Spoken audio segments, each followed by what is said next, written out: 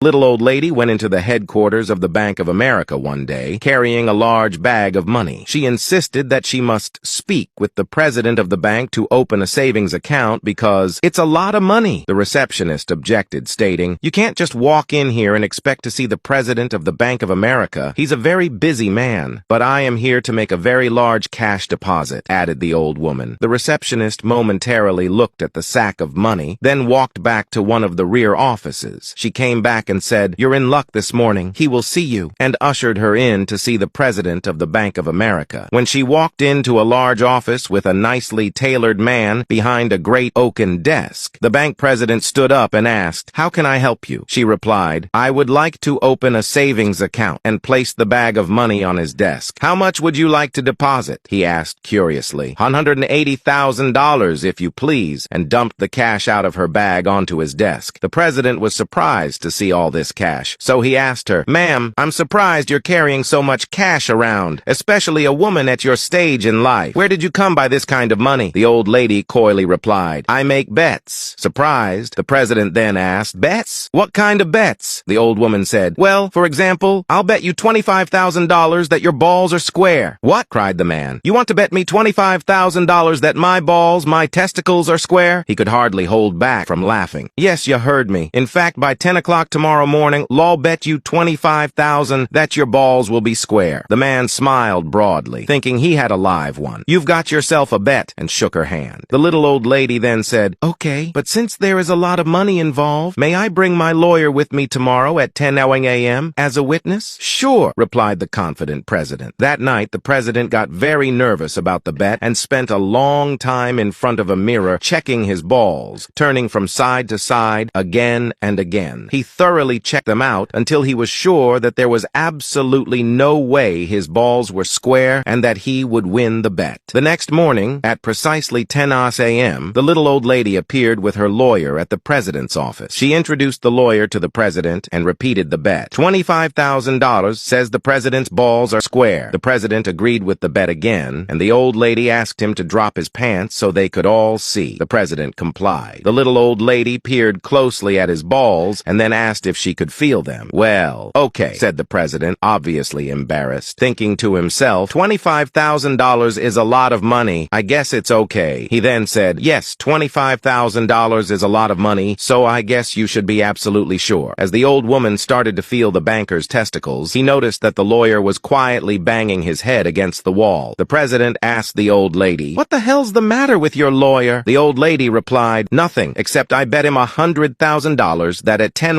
a.m. today, I'd have the balls of the president of the Bank of America in my hands."